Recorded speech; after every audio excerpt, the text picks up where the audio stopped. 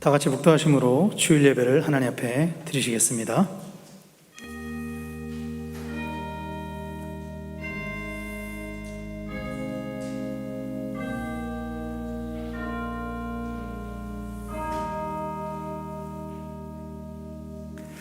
여호와는 너를 지키시는 이시라. 여호와께서 내 오른쪽에서 내 그늘이 되시나니 낮에 해가 너를 상하게 하지 아니하며 밤의 달도 너를 해치지 아니하리로다. 오늘도 살아계셔서 역사하시는 하나님 아버지, 온 천지 만물을 하나님께서 창조하시고 모든 만물이 주의 주권 아래 있음을 고백합니다. 예상하지 못했던 전염병이 1년 넘게 이 나라와 온 세계를 혼란과 두려움으로 몰아넣고 있지만 여전히 살아계신 하나님을 신뢰함으로 우리가 이 시간 두려움 없이 하나님 앞에 나왔습니다. 하나님, 오늘 우리 예배를 받아 주시옵소서. 오늘 우리의 예배를 통해 하나님의 살아계심을 알게 하시고 여호와의 선하심을 맛보아 알게 하여 주시옵소서. 우리를 지키시고 인도하신 하나님을 깨닫게 하시고 오직 주님만 바라봄으로 참 평안을 누리게 하여 주시옵소서. 우리의 구원자요 인도자 되시는 예수님의 이름으로 기도하였습니다. 아멘.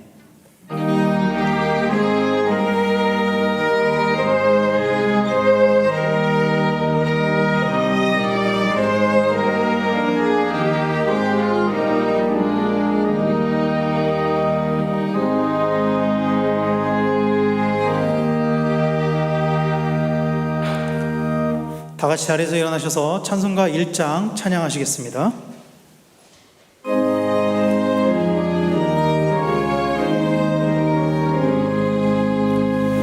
만복의 근원 하나님, 온 백성 찬송 드리고 저 천사여 찬송하세. 찬송 성부 성자 성령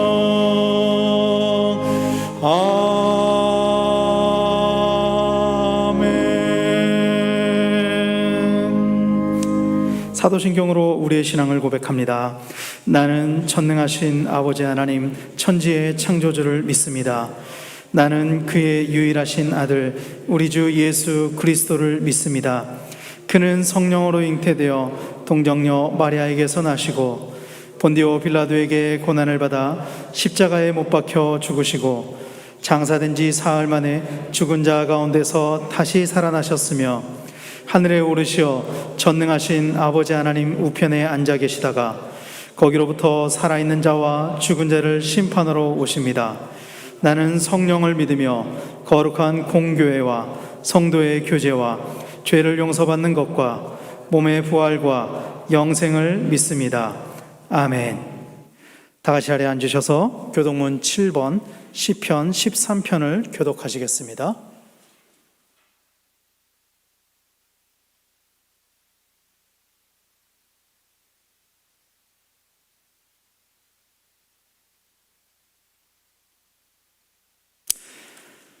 여호와여, 어느 때까지니까 나를 영원히 잊으시나이까?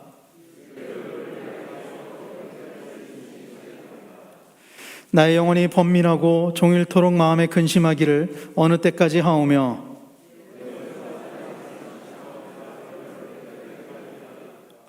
여호와 내 하나님이여, 나를 생각하사 응답하시고 나의 눈을 밝히소서. 두렵건대 나의 원수가 이르기를 내가 그를 이겼다 할까 하오며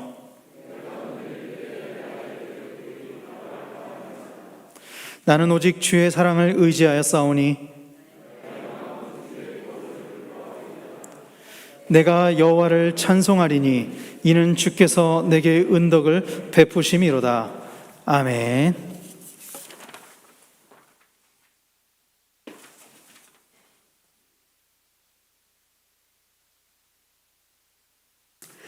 은혜로우신 아버지 하나님, 이제는 완연한 봄이 되어 주변에는 화사한 꽃들이 보이고 따뜻해져가는 날씨 가운데 거룩한 성회를 허락하심 감사합니다. 오랫동안 지속되는 코로나19로 인해 지쳐가는 삶 가운데서도 저희 강변 성도들을 보호해 주시고 성전에 모여 예배드리며 하나님을 찬양케 하심 더욱 감사드립니다. 이 시간에 저희들의 죄를 고백합니다. 하나님께서는 저희들을 사랑하셔서 지키고 따라야 할 말씀을 주셨으나 말씀에 따르지 못했던 지난 삶을 회개합니다. 하나님의 나라와 의를 구하며 살아야 했는데 오히려 유혹에 이끌리고 욕심으로 말미암아 죄를 지으며 살았음을 고백하오니 주님의 보혈로 씻어주시고 용서해 주시기를 기도합니다. 하나님을 의지하고 선을 행하라는 말씀과 함께 2021년도 강변교회의 성장 계획을 세웠으나 여전히 코로나로 인해 대면으로 할 수 있는 것이 없고 비대면 온라인으로 진행하게 되어 무엇이 얼마나 성과가 있는지 저희는 잘 알 수 없으나 이 모든 일을 주님께서 인도해 주시기를 기도합니다. 또다시 코로나19가 확산되어지는 이 시기에 세상에 주님을 알지 못하는 불쌍한 영혼들은 코로나의 확산을 빌미로 저희 하나님의 자녀들을 탓하며 손가락질하며 하나님을 비방하고 있습니다. 그러나 이 시기에 저희 성도들 방역을 잘하고 사회에서 지킬 것은 지키고 본이 되는 생활을 하며 거룩한 성일에 성전에 모여 예배드리며 오늘 이 땅 위의 모든 예배의 처소에서 코로나가 확산되지 않게 하시고 온 나라와 민족이 이 어려운 시기를 잘 극복하고 나라와 민족이 회개하고 주님 앞에 돌아오며 코로나 바이러스가 속히 소멸되기를 기도하오니 저희들의 기도를 들어주시기를 간구합니다. 단위에 세우신 장병일 목사님께 영력을 더하여 주셔서 신령한 말씀을 선포하게 하시었고 저희들은 주님의 말씀과 교훈 안에서 날마다 새롭게 하시며 사역을 돕기 위해 세우신 사모님 건강하게 붙들어 주셨기를 기도하고 이정은 원로 목사님 네 분께 건강을 허락하시고 나머지 여생을 인도해 주시기를 기도합니다. 이 시간 예배드리는 모든 성도들과 찬양으로 하나님을 높이는 악대와 성전의 곳곳에서 예배를 돕는 손길들에게 은혜 주시기를 원하며 이 모든 말씀 예수님의 이름으로 기도합니다. 아멘.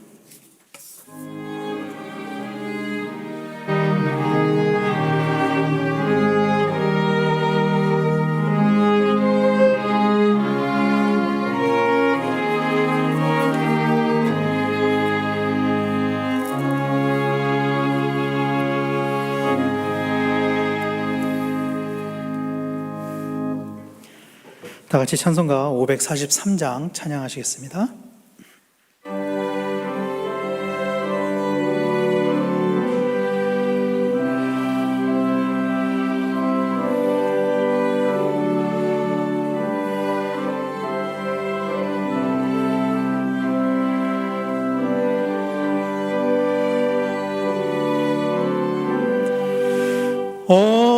어려운 일 당할 때 나의 믿음 적으나 의지하는 내 주를 더욱 의지합니다. 세월 지나갈수록 의지할 것뿐일세. 무슨 일을 당해도 예수 의지합니다. 성령께서 내 마음 밝히 비춰주시니 인도하심 따라서 주만 의지합니다. 세월 지나갈수록 의지할 것뿐일세. 무슨 일을 당해도 예수 의지합니다. 밝을 때의 노래와 어두울 때의 기도로 위태 도움을 주께 간구합니다. 세월 지나갈수록 의지할 것뿐일세. 무슨 일을 당해도 예수 의지합니다. 생명이 있을 동안에 예수 의지합니다. 천국 올라가도록 의지할 것뿐일세. 세월 지나갈수록 의지할 것뿐일세. 무슨 일을 당해도 예수 의지합니다.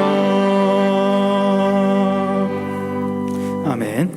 오늘 우리에게 주신 하나님 말씀은 요한복음 9장 1절에서 7절 말씀입니다.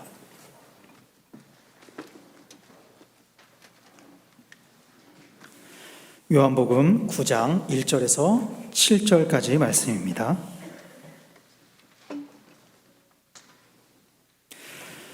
예수께서 길을 가실 때에 날 때부터 맹인된 사람을 보신지라.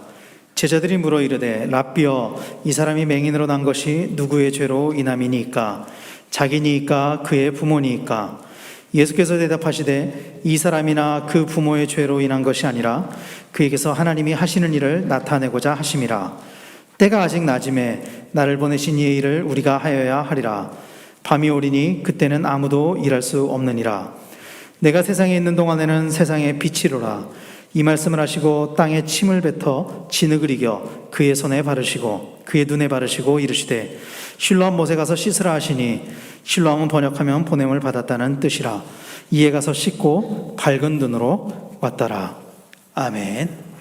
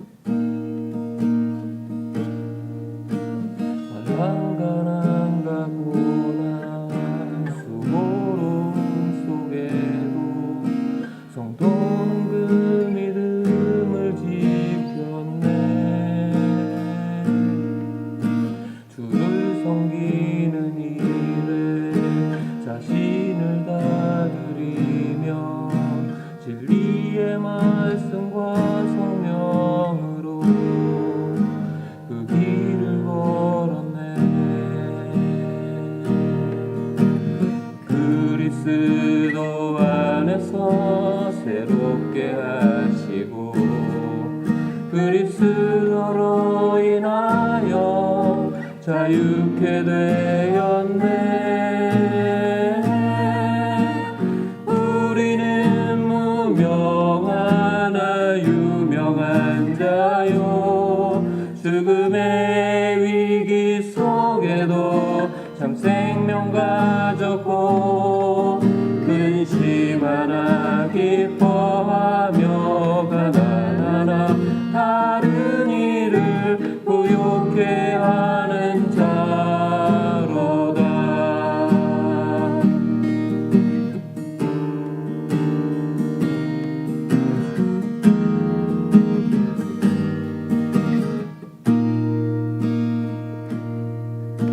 알람 가난 바보나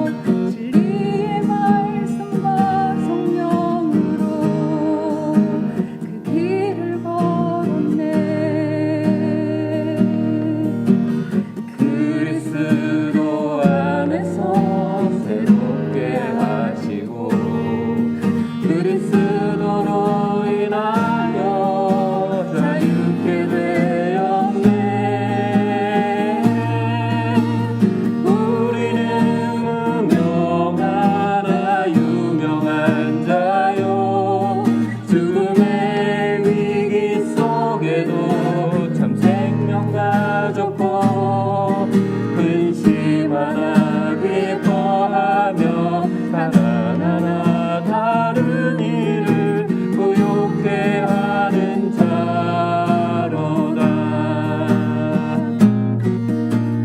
우리는 무명하나 유명한 자요 죽음의 위기 속에도 참 생명 가졌고 근심 하나 기뻐하며 하나하나 다른 이를 부욕해 하는 자로다.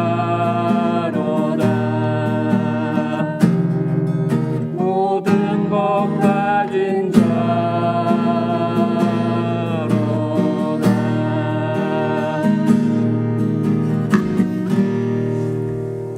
아멘. 우리의 믿음과 소망과 또 사랑을 헌신을 고백하는 참 은혜로운 찬양 고맙습니다. 오늘은 우리 교회 교단이 지키는 장애인 주일입니다. 장애인 주일을 지키게 돼서 감사하기도 하고 그동안에 너무 소홀히 한 것에 대해서 참 죄송한 마음도 있습니다. 오늘 장애를 가지신 교인들이나 또 장애인을 가족으로 두신 우리 성도님들에게 특별한 하나님의 은총이 함께하기를 축원합니다. 최근에 어떤 글에서 읽은 건데요. 어느 회사에 인성교육의 일환으로 누구를 살릴 것인가 이렇게 한번 토론을 했다고 합니다. 가상의 핵전쟁을 두고 이제 사람이 다 죽고 10명만이 살아남게 돼요. 그런데 이 핵전쟁을 예상을 하고 어떤 과학자가 구조 캡슐을 마련을 했는데 이 구조 캡슐에는 7명만이 들어갈 수 있다. 이렇게 가상을 했습니다. 그러면 10명의 생존자 중에서 이 구조 캡슐에 과연 7명으로 누구를 들어가게 할 것인가? 누구를 들어가게 하고 누구를 빠지게 할 것인가? 이렇게 토론을 시킨 거죠. 10명은 이래요. 그 생존한 10명은 충직하게 나라를 지킨 군인, 그의 임신한 아내, 교양학부의 미모의 여대생, 월드컵 MVP 축구선수, 학식이 풍부한 중년 여배우, 역사 기술 능력 있는 소설가, 캡슐을 제작한 과학자, 동남아에서 유학 온 의대생, 경건하고 존경받는 성직자, 그리고 마지막이 생산 공장에서 단순 작업을 하는 장애인. 이 10명 중에서 어떤 사람을 빼야 하겠습니까? 이 토론에 참여했던 대부분의 젊은 건강한 이 젊은이들이 그 중에서 반드시 빼야 될 사람은 장애인이라고 그렇게 이야기를 했습니다. 그 이유는 장애인은 인류 재건에 쓸모가 없다.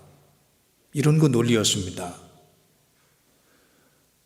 바로 이런 실용주의적인 논리 때문에 이 땅의 장애인들이 차별을 받고 이 땅의 장애인들이 편견과 부당한 처우에 상처를 받고 있습니다.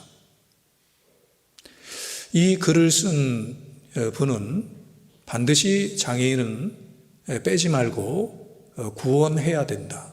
장애인이 그 캡슐에 들어가게 해야 된다. 그 이유는 바로 휴머니즘 때문이었어요. 성경을 보면 하나님은 이런 그 휴머니즘을 넘어서 이런 그 약한 자들, 장애인들을 살려야 되는 이유를 말씀을 하시는데 그 이유는 바로 장애인들도 하나님의 형상대로 지음받은 존귀한 존재이기 때문에 그렇습니다. 하나님께서 직접 흙으로 빚으시고 그 코에 생기를 불어넣으신 존귀한 존재로서의 하나님의 형상을 닮은 유일한 피조물로서의 인간이기 때문에 그들이 존귀합니다. 그리고 예수님은 이 작은 자, 약한 자들에게 하는 것이 곧 나에게 하는 것이라고 그렇게 말씀을 하세요. 너희 중에 지극히 작은 자에게 한 것이 곧 나에게 한 것이니라. 이렇게 말씀을 하세요. 오늘 우리가 읽은 본문 말씀에는 한 장애인이 등장을 합니다. 이 시각 장애인이 등장을 합니다. 이분의 나이는 40살, 그리고 날 때부터 시각 장애인입니다. 어느 날 예수님의 일행과 이 장애인이 만나게 되는데 아무 말도 안 하고 예수님의 제자들이 그냥 지나갔으면 모를 텐데 제자들이 장애인을 만나고 예수님에게 아주 난감한 이 어려운 질문을 했기 때문에 이 사건이 요한복음 9장에 이렇게 소개가 돼요. 예수님의 제자들이 뭐라고 예수님에게 질문을 했는지 오늘 본문 요한복음 9장 2절에 보니까 이렇게 질문을 합니다.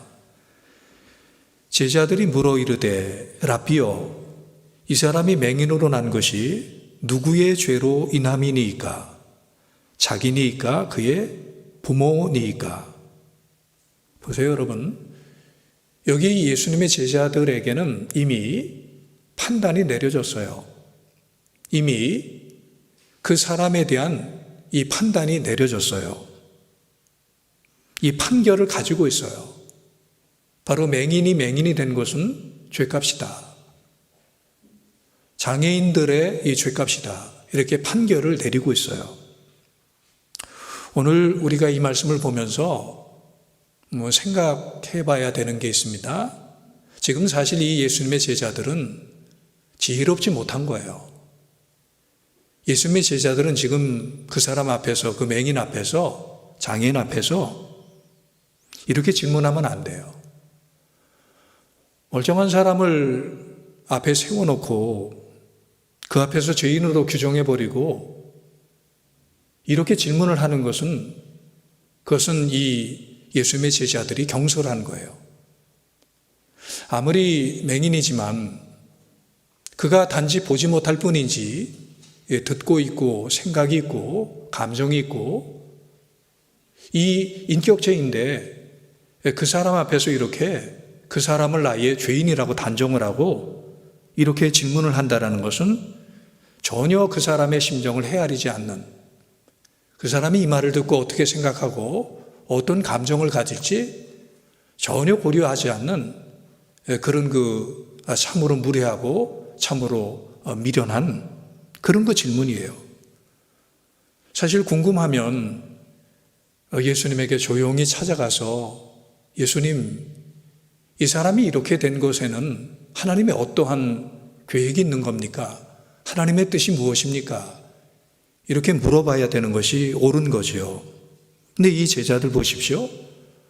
아무 죄가 없는 이 사람을 세워놓고 아예 처음부터 이 사람은 죄인이야 이렇게 단정을 내려놓고 판결하면서 이 죄가 너의 죄 때문이냐 부모의 죄 때문이냐 예수님 이것에 대해서 대답을 해 주십시오 이렇게 말을 하니 이게 얼마나 무례해요.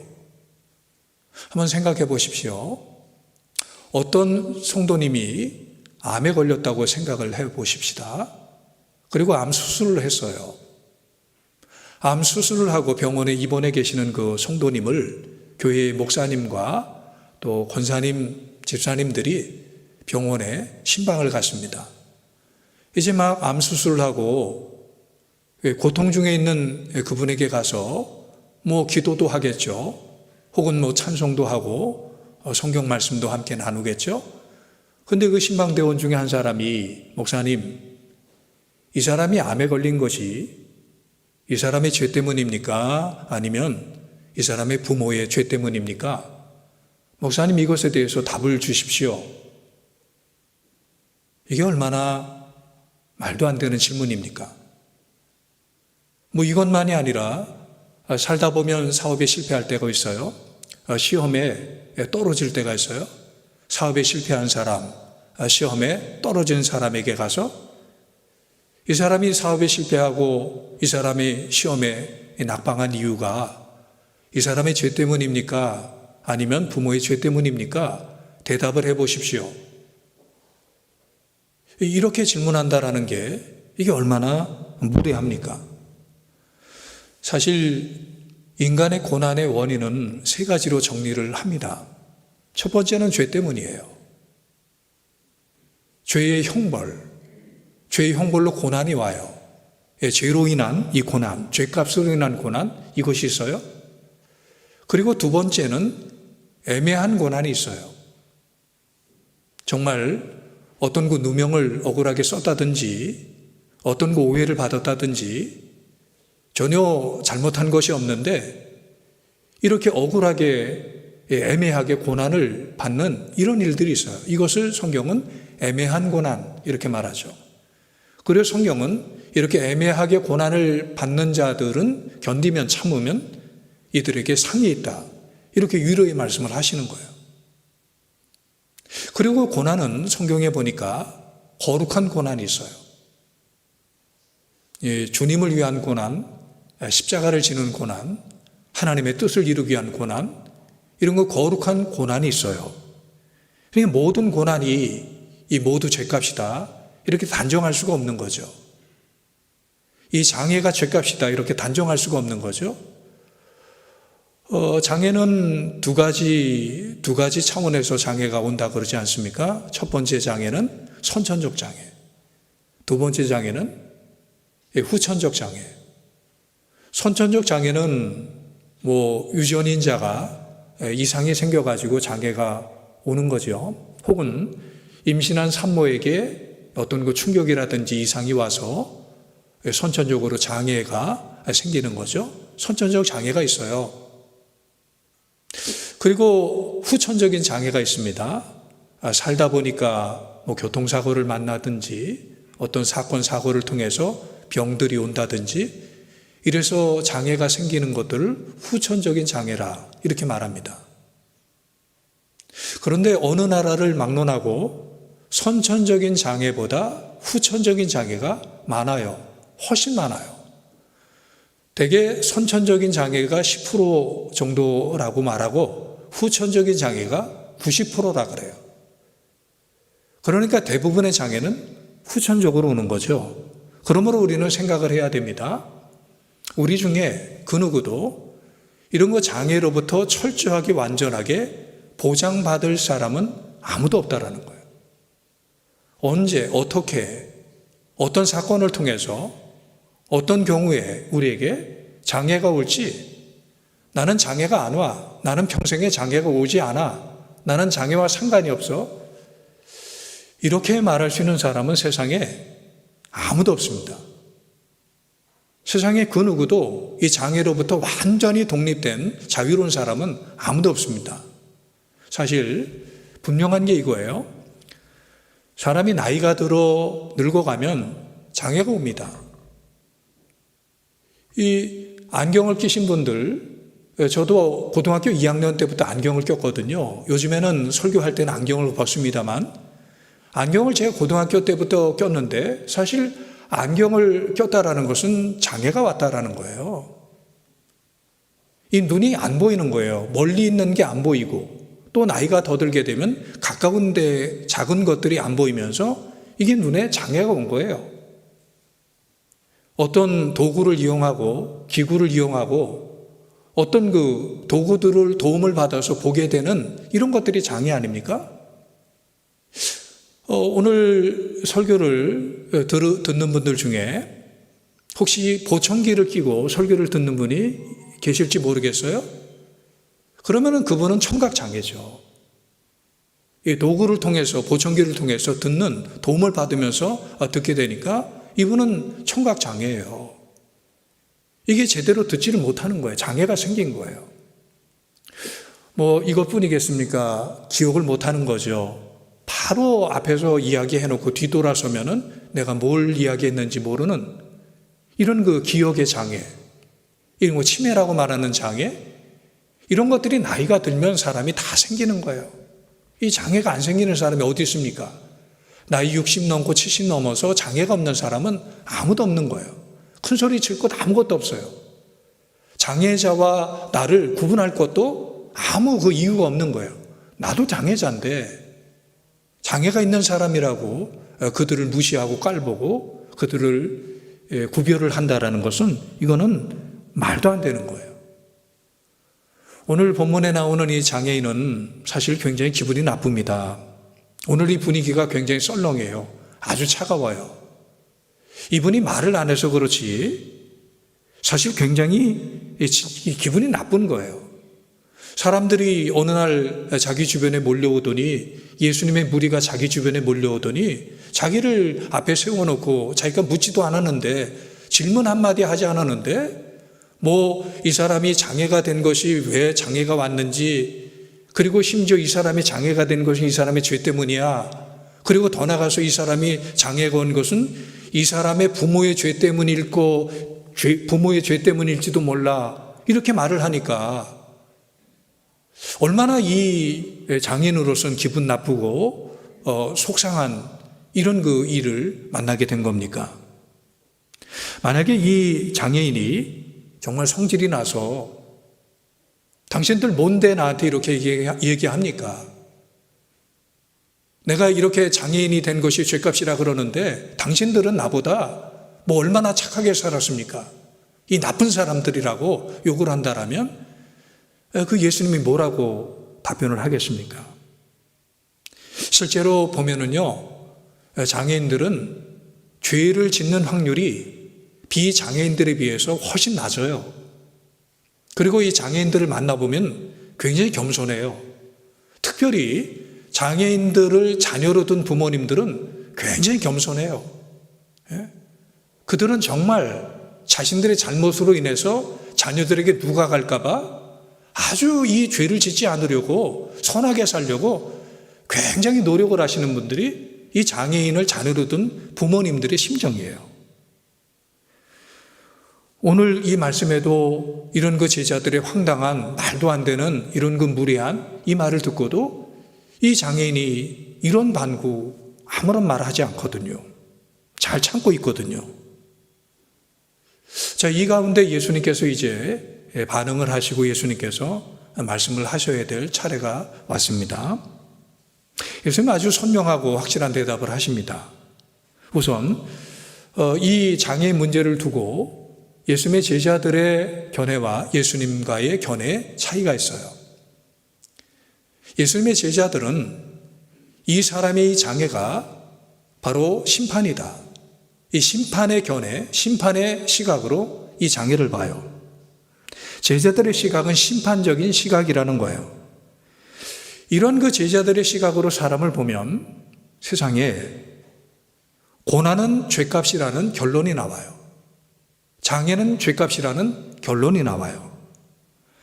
비록 우리들이 당하는 이 고난이 이 장애인이 당하는 고난과는 차이가 있다 하더라도, 비록 우리가 가지고 있는 장애가 이 앞을 전혀 보지 못하는 이 장애인의 장애와 이 비교가 된다 하더라도, 우리가 고난을 겪고 우리가 장애가 있다라면 이 모든 것이 죄값입니까? 이 모든 것이 하나님의 심판입니까? 이런 그 예수님의 제자들의 잘못된 시각에 대해서 예수님께서 분명하게 답을 주세요. 예수님은 어떤 차원에서 이 장애를 보시는가? 예수님은 이 시각장애인의 장애를 구원적인 차원에서, 그리고 사명적인 차원에서 해석을 하세요. 요한복음 9장 3절에 보니까 예수께서 대답하시되 이 사람이나 그 부모의 죄로 인한 것이 아니라 그에게서 하나님이 하시는 일을 나타내고자 하심이라. 성도 여러분, 하나님이 만드신 사람들 중에 아무런 목적이 없는 사람은 없어요. 하나님이 이 땅에 보내신 인간들 중에 아무런 목적이, 의미가, 가치가 없는 사람은 한 명도 없어요. 어떤 존재든 하나님이 만드신 인간에게는 하나님의 선하신 뜻이 있고 계획이 있고 의미가 있고 가치가 있어요. 그가 어떤 존재이든, 장애인이든 비장애인이든 남자든 여자든 그 어떤 사람이라도 하나님께서 가지고 계시는 놀라운 뜻이 다 있어요. 사람의 이 불행은 형벌적인 의미만 있는 게 아니에요. 그 이상의 숨은 뜻이, 깊은 뜻이 있어요. 사람의 장애에, 사람의 이 불행에는 하나님의 깊으신 놀라우신 뜻이 있어요. 그에게서 하나님의 하시는 일을 나타내고자 하심이니라. 하나님은 우리의 고난을, 우리의 장애를, 우리의 핸디캡을 통해서 하나님의 일을 나타내시기를 원하세요. 우리가 가지고 있는 핸디캡이 있어요. 심지어 우리가 가지고 있는 불행한 조건들이 있어요. 그런 것들을 통해서라도 하나님은 하나님의 일을 나타내시겠다라는 거예요. 하나님은 우리에게 인생을 주실 때 하나님의 일을 나타내시려고 인생을 주시는 거예요. 저와 여러분들이 이 땅에 태어나게 하실 때는 하나님께서 이 하나님의 일을 나타내게 하시려고 하는 거예요. 우연히 우리가 온 것이 아니고 어쩌다가 지금 이곳을 사는 것이 아니라 하나님께서 작정하시고 계획하시고 섭리하시는 가운데 이곳에 보내시고 이곳에서 삶을 살게 하시면서 하나님이 하시는 일을 나타내고자 저와 여러분들을 보내셨다라는 거예요. 닉 부이치치라고 중증 장애인을 기억하시는 분이 계시죠? 이 닉 부이치치는 희망의 전도사, 동기부여 연설가 이렇게 세상에 알려져 있는데 아시다시피 이분은 사실 두 손, 두 발이 없어요. 거의 없어요. 그 발가락 몇 개 정도 이렇게 있는 그런 거 중증 중에 중증 장애인이죠. 근데 이분이 이렇게 희망전도사로 세상을 다니면서 동기를 부여해주는 이런 거 훌륭한 삶을 삽니다. 그는 결혼도 했어요. 그리고 아이도 둘이에요. 근데 사실 닉 부이치치도 훌륭하지만 그 부모님이 훌륭해요. 그 아버지 보이스 부이치치가 굉장히 훌륭한 분이에요. 이 보이스 부이치치는 평신도 목회자시거든요. 20대 때에 이 아들을 낳았는데 중증 장애인이에요. 얼마나 놀랐겠습니까? 이 두 팔, 두 다리가 없는 중증 장애인 아기가 태어났을 때 얼마나 놀랐겠어요. 그런데 이 닉 부이치치의 아버지 보이스 부이치치와 그리고 어머니는 이것을 이 아이가 태어나면서부터 이 관점이 시각이 바뀌어요. 사람의 관점에서 하나님의 관점으로 이 시각이 바뀌게 돼요. 그래서 이 아이를 볼 때 사람의 눈으로 이 아이를 보는 게 아니라 그리고 조금 더 적용을 하자라면 조금 전에 이야기했던 제자들의 그 시각에서 이 중증 장애인 아기를 보는 게 아니라 누구의 시각으로 보냐면 하나님의 관점에서 하나님의 시각으로 이 태어난 중증 장애인 아기를 자기 아들을 보는 거예요. 여러분, 이것이 바로 이렇게 보는 것이 바로 하나님의 사람이에요. 하나님의 사람은 관점이 다른 거예요. 하나님의 사람은 어떤 사람을, 어떤 사건을, 그리고 심지어 핸디캡들을, 장애들을 보는 관점이 다른 거예요. 이것이 바로 하나님의 사람이에요. 이것이 바로 교회가 되게 하는 거예요. 내가 가진 현재 모든 조건들은 하나님의 일을 하기 위한 것입니다. 심지어 핸디캡도, 남들이 볼 때 불행의 조건이라고 하는 것도 하나님이 하시는 일을 나타내고자 하시는 거예요. 그렇기 때문에 우리는 살아가면서 나의 형편과 나의 조건과 나의 어려운 이 모든 처지들을 비관해서는 안 돼요. 그것에 대해서 우리가 낙심하지 말아야 돼요. 병이 들었다고 낙심하지 마시고, 사업이 실패했다고 낙심하지 마시고, 시험에 떨어졌다고 낙심하지 마세요. 내게 전혀 예기치 않았던 어려움이 왔다고 낙심하지 마세요. 하나님은 이 불행을 사용하셔서 하나님이 위대한 일을 이루시는 거예요. 이 좋은 일을 만들어 가시는 거예요. 하나님께서 우리의 핸디캡을, 우리의 불행의 조건들을 하나님의 뜻을 위한 도구로 만드셔서 반드시 선한 일을 만들어 가시는 거예요. 우리는 그래서 낙심하지 않아요. 사도 요한은 오늘 이 장애인이 앞으로 눈을 뜨게 되고 그리고 또 하나님의 사람이 되는 과정을 간략하게 설명을 합니다. 장차 예수님을 구주로 믿어 그리고 하나님의 자녀가 되고 하나님을 경배하게 되는 그런 그 사람으로 소개를 합니다. 하나님은 이 사람으로 하여금 하나님의 자녀가 되게 하십니다. 하나님은 이 사람으로 하여금 하나님을 경배하는 사람이 되게 합니다. 하나님은 이 사람으로 하여금 하나님의 이름을 드러내게 하는 사람으로 삼으십니다. 이게 바로 하나님이 하시는 일이에요. 보십시오. 하나님을 한 번도 예배하지 않고 경배하지 않았던 자가 하나님을 경배하고 하나님을 예배하게 되는 것이 하나님의 일이 아니겠습니까? 이 세상에 태어나서 한 번도 하나님의 이름을 드러내지 않고 하나님의 놀라우심을 세상에 드러내지 않았던 사람이 이제 하나님의 이름을 드러내고 하나님이 행하시는 일을 드러내게 된다라면 이것이 하나님이 하시는, 하나님을 나타내시는 일이 아니겠습니까? 하나님께서 바로 이 일을 그를 통해서 이루시는 거예요. 이런 일을 통해서 하나님은 이 사람을 쓰시는 거예요.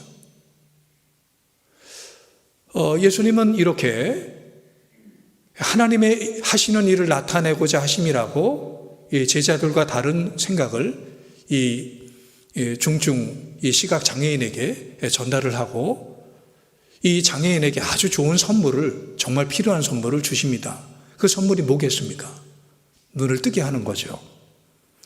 요한복음 9장 6절 7절에 보니까 이 말씀을 하시고 땅에 침을 뱉어 진흙을 이겨 그의 눈에 바르시고 이르시되 실로암 못에 가서 씻으라 하시니 이에 가서 씻고 밝은 눈으로 왔더라. 이렇게 말씀을 해요. 예수님께서는 그 시각장애인을 그의 눈에 흙으로 침을 흙에 뱉어 그 흙을 이겨서 그의 눈에 바르시고 그리고 말씀하시죠. 말씀을 주시죠. 실로암 못가에 가서 눈을 씻으라. 이 시각장애인이 예수님이 주신 말씀대로 실로암 못가에 가서 눈을 씻은 즉 그의 눈이 밝아서 보게 되었습니다. 실로암, 보냄을 받았다 이런 뜻이죠. 보냄을 받았다. 예수님은 실로암입니다. 예수님은 보냄을 받은 자입니다. 보냄을 받은 자입니다. 하나님께서 예수님을 이 땅에 보내셨죠. 우리를 구원하려고. 하나님께서 예수님이 이 땅에 보내셨죠. 우리의 눈을 뜨게 하려고. 우리의 보지 못하는 것을 보게 하고 듣지 못하는 것을 듣게 하려고. 우리를 죄와 저주와 사망에서 구원하시려고 예수님을 보내셨죠. 예수님이 실로암이에요. 예수님에게 가면 우리의 죄를 사함받고 예수님에게로 가면 생수가 공급이 되고 예수님께로 가면 병이 낫고 예수님께로 가면 소망을 갖게 돼요. 예수님이 실로암이에요. 예수님께로 가면은 생수의 강이 흐르고 구원의 강이 흐르고 치유의 강이 흐르고 예수님에게로 가면 성령의 강이 흘러요. 그 예수님께서 이런 말씀을 하십니다. 내가 아버지께서 나를 너희에게 보낸 것까지 나도 너희를 보내노라. 실로암 되시는 주님은 우리가 실로암이 되기를 원하세요. 실로암 되시는 예수님은 우리가 실로암이 되어서 우리에게 오는 자들에게 생수의 강을 흘려보내고 치유의 강을 흘려보내고 성령의 강을 흘려보내는 치유의 역사가 있는 실로암이 되기를 원하세요. 행여나 실로암으로 우리를 보내신 주님의 뜻을 우리가 저버리고 사람에게 고통을 주고 사람에게 병을 주고 사람에게 죽음을 주고 심판을 주는 그런 것 삶이 아니라 실로암 대신 예수님을 믿는 실로암의 축복을 주는 이런 것 성도가 돼야 되지 않겠습니까? 이런 것 성도가 우리는 돼야 되는 거예요. 성경에 보면 예수님께서 장애인들이 자기에게 오게 될 때 한 번도 거절한 적이 없어요. 그들을 물리친 적이 없어요. 오히려 장애인들을 찾아가십니다. 만나주십니다. 그래서 그들에게 병을 고쳐주십니다. 이 시각장애인의 눈을 만져주시고 청각장애인의 귀를 만져주시고 신체 장애인들의 이 몸을 만져주세요. 사실 유대 사회에서 장애인들의 몸을 만지는 것은 금기시했습니다. 그런데 예수님은 그 금기시된 이 사회의 어떤 그 규칙들을 이것을 따르지 않고 오히려 이 장애인들을 만져주시면서 그들을 치유해 주시는 이 하나님의 관심, 이 하나님의 치유가 바로 예수 그리스도께서 행하신 놀라운 일들이에요. 저는 오늘 설교를 하면서 한 토론을 과연 누구를 살릴 것인가 이런 거 토론을 소개를 했습니다. 이런 거 비슷한 토론을 지금은 고인이 되신 서강대학교 장영희 교수님이 이 토론을 한번 한 적이 있어요. 이 클래스에서 이 토론을 학생들에게 하도록 이렇게 문제를 낸 적이 있습니다. 여기에서 토론의 중심은 누구냐면 눈먼 소년이에요. 이 눈먼 장애인이에요. 핵전쟁이 이 지구에 터졌습니다. 그래서 이 대한민국에 이 모든 사람이 죽게 됐습니다. 어디에도 가서 이 핵전쟁의 이 불구덩이에서 살아남을 수 있는 곳이 없는데 어떤 그 과학자가 정말 들어가면 살 수 있는 그런 그 터널을, 이 동굴을 준비를 했습니다. 바로 이 터널에 들어가면 생존할 수 있는데 이 터널에 들어갈 수 있는 사람은 단 6명 뿐이에요. 근데 이 터널의 존재를 아는 사람이 10명입니다. 그러면 이 10명 중에서 어떤 사람은 터널에 들어가게 하고 어떤 사람은 터널에 들어가지 않게 하는가? 10사람은 이렇습니다. 수녀, 의사, 눈먼 소년, 교사, 창녀, 갱신한 창녀입니다. 여가수, 정치가, 여류 물리학자, 농부, 그리고 아무 기술도 능력도 없는 백수. 이런 10명의 사람들 중에서 앞으로 미래의 한국 건설을 위해서 어떤 사람을 살려야 되는가? 그 선택을 하고 그 이유를 설명하라. 영어로. 영문학과 교수니까요. 이렇게 문제를 냈습니다. 학생들이 토론이 이어지는데 말을 더듬는 그 학생이 하나 있었어요. 진기라는 이 말을 더듬는 학생이 이렇게 이야기를 했습니다. 나는 이 눈먼 소년이 새로운 나라를 세우는데 아주 크게 공헌할 수 있다고 생각합니다. 어떤 의미에서는 가장 커다란 공헌이 될 것입니다. 새로운 나라에서는 모든 사람이 각자 자기 일을 하느라고 아주 바쁠 겁니다. 좋은 나라, 부강한 나라를 만들기 위해 정신이 없을 겁니다. 그러다 보면 분명히 그 사회에서도 경쟁이 생기고 질투와 미움에 사로잡혀 권력을 놓고 싸울 겁니다. 그렇지만 만약 누군가 이 눈먼 소년처럼 도움을 필요로 하는 사람이 있으면 모두 자기 시간을 쪼개 그를 도와야 할 겁니다. 그러면 남을 돕고 남을 위해 나의 작은 것을 희생하고 배려하는 마음을 배울 수 있다고 생각을 합니다. 잠시 이 클래스의 토론이 침묵하게 됩니다. 진기라는 이 학생이 말하는 것을 듣기 위해서, 끝까지 듣기 위해서 인내가 필요했지만 이 말을 더듬는 이 진기의 말을 이렇게 천천히 듣다 보니까 그 말의 진지함과 그 말의 이 깊은 뜻을 이 토론하던 사람들이 깨닫게 돼요. 잠시 쉬었다가 진기가 이렇게 결론을 내립니다. 그렇게 남을 돕고 함께 나눌 줄 모르는 나라라면 그런 데서 사느니 차라리 죽는 게 나을지 모릅니다. 참 위대한 결론 아니겠습니까? 참 반듯한 생각 아니겠습니까? 아프리카에 이런 용어가 있습니다. 우분투라는 단어입니다. 한 인류학자가 아프리카에 가서 반투족, 아프리카의 반투족을 연구를 합니다. 그리고 이 반투족의 아이들에게 게임, 놀이를 시킵니다. 아프리카에서는 거의 먹을 수 없는 딸기를 한 바구니 그 앞에 두고 아이들이 달리기 경기를 해서 1등을 한 아이에게는 이 딸기를 주겠다. 이 딸기를 다 먹을 수 있도록 해주겠다. 이렇게 제안을 합니다. 이 말을 듣고 아이들이 눈이 반짝반짝 빛나기 시작을 했어요. 그리고 게임이 시작이 됩니다. 아이들이 달리기 시작을 합니다. 그런데 약속이라도 한 듯이 이 아이들이 달리기를 시작하면서 서로 손을 잡고 달려요. 끝까지 손을 잡고 달리고 그리고 마지막에 다 함께 들어와요. 장애를 가진 아이도 그리고 달리기를 잘 못하는 아이도 모두가 함께 들어오게 됩니다. 그래서 이 모두에게 이 딸기가 돌아가요. 이 모든 아이들이 이 딸기를 먹게 됩니다. 그 딸기를 제법 풍성해서 이 모든 아이가 먹을 수 있을 만큼의 딸기였습니다. 이 인류학자가 아이들에게 질문을 했어요. 왜 그렇게 했냐고 질문을 했어요. 그랬더니 이 아프리카, 이 반투족의 아이들이 이렇게 대답을 했습니다. 나만 기쁘면 다른 친구가 슬프잖아요. 우리는 서로 우분투이니까요. 우분투라는 말의 의미는 당신이 있기에 내가 있다. I am because you가 당신이 있기에 내가 있다. 이런 뜻입니다. 이 반투족에는 굶어 죽는 사람이 한 사람도 없었대요.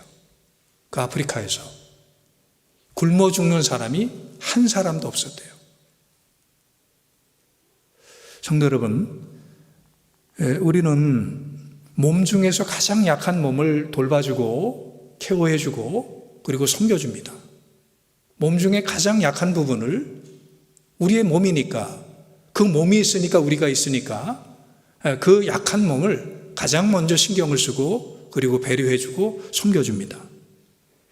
우리 모두가 장애인이 될 가능성이 충분히 있기 때문에 그리고 이미 우리는 장애인이에요. 많은 부분에서 장애가 있어요. 그래서 장애인들을 차별하거나 무시해서는 안 되죠. 장애인들 안에 있는 하나님의 형상을 보고 장애인들에게 하는 것이 곧 하나님에게 하는 것이다. 이런 거 주님의 말씀을 기억을 하면서 그들을 정말 존중하고 또 그들을 주님의 눈으로 보고 그리고 그들의 도움이 필요한 것에 우리의 섬김이 있어야 되겠죠. 이 주님의 눈으로 장애인들을 보고 주님께서 행하신 그들을 구원하고 그들을 살리는 그런 그 일들이 우리에게 나타날 때 그때 세상은 저와 여러분을 비로소 예수님의 제자라고 그렇게 말씀을 할 거예요. 우리 모두 예수님을 따르는 예수님의 제자가 되길 바랍니다. 기도하겠습니다. 하나님 아버지, 오늘도 우리에게 하나님의 진리의 말씀을 주셔서 감사합니다. 바리새인적인 시각을 가지고 함부로 사람을 저주하고 심판하는 이런 그 제자들의 모습이 우리에게 없게 하시고 예수님처럼 구원적인 시각에서 사명적인 시각에서 장애인들을 보고 우리 주변의 약한 사람들을 볼 수 있는 예수님의 제자가 되게 하여 주옵소서. 우분투, 내가 이 땅에 존재하는 것은 바로 내 옆에 있는 그 사람 때문임을 기억하며 그 사람을 존중하고 또 그 사람을 사랑하고 섬길 수 있는 예수님의 제자가 될 수 있도록 이 땅에 있는 모든 그리스도인들을 인도하여 주시옵소서. 예수님의 이름으로 기도하옵나이다. 아멘. 이제 준비한 헌금 봉헌하시겠습니다.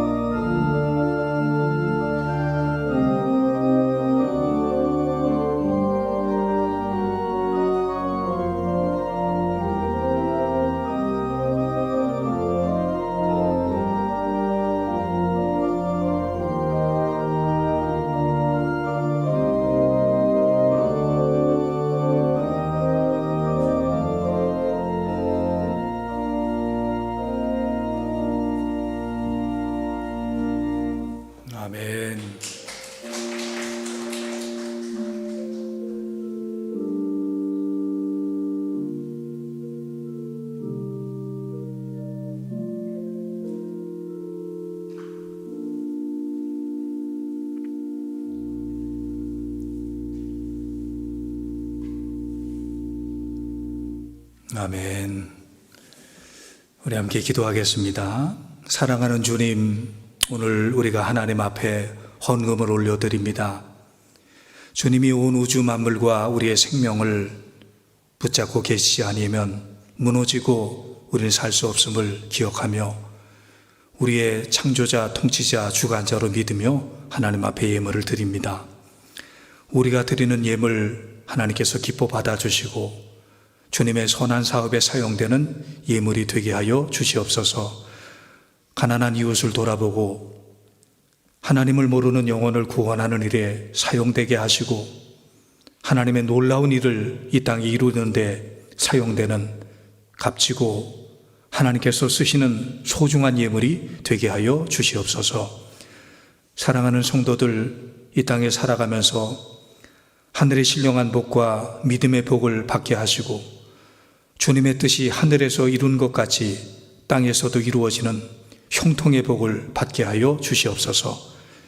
지경이 넓어지게 하시고 주변의 선한 영향력을 행사하게 하시고 주의 얼굴을 성도들에게 비추어 주셔서 하나님의 은혜와 하나님의 평강을 내리워 주시옵소서.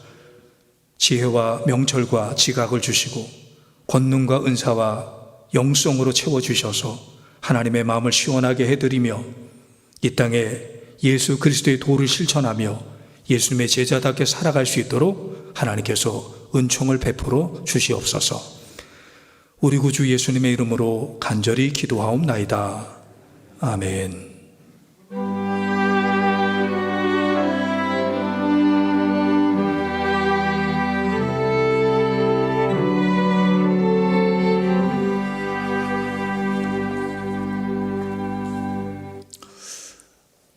오늘 우리가 예배를 드립니다. 계속적으로 코로나로 인해서 20% 안에서 예배를 드리고 있습니다. 온라인 예배 드리시는 분들 그곳에도 하나님의 은혜가 있길 바랍니다.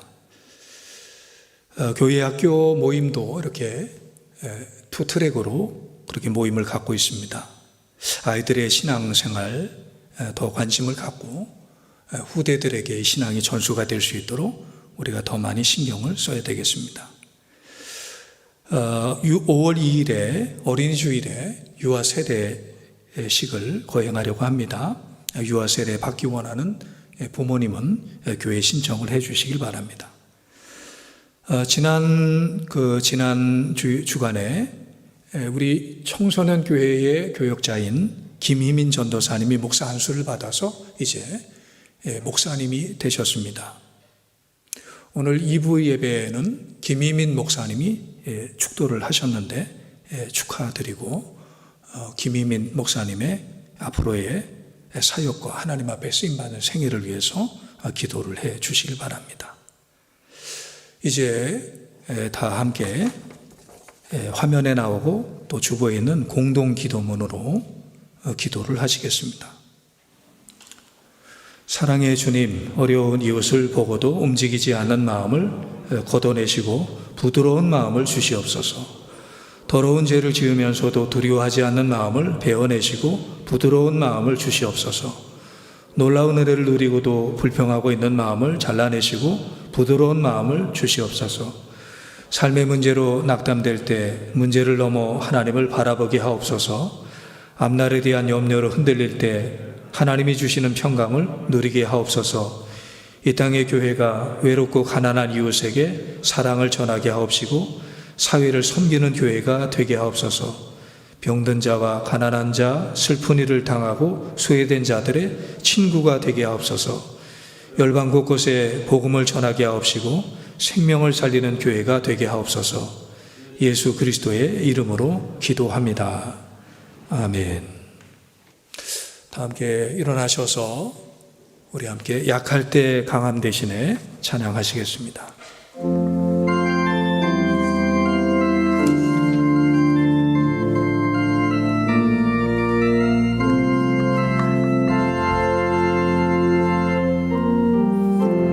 약할 때 강함 대신에 나의 보배가 되신 주 나의 모든 것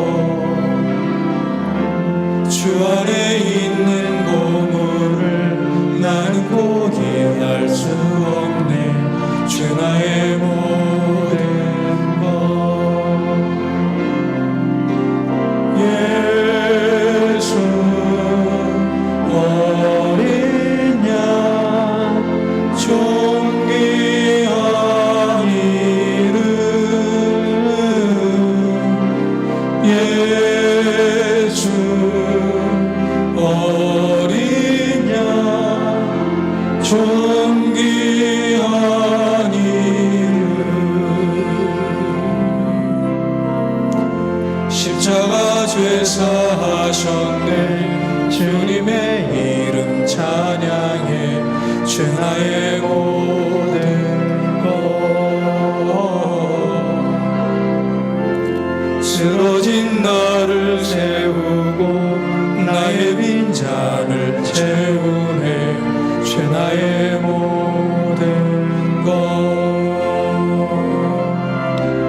예수 어린 양 존귀한 이름 예수 어린 양 존귀한 이름 예수 어린 양 존귀한 이름 예수 어린 양 존귀한 이름 예수 어린 양 존귀한 이름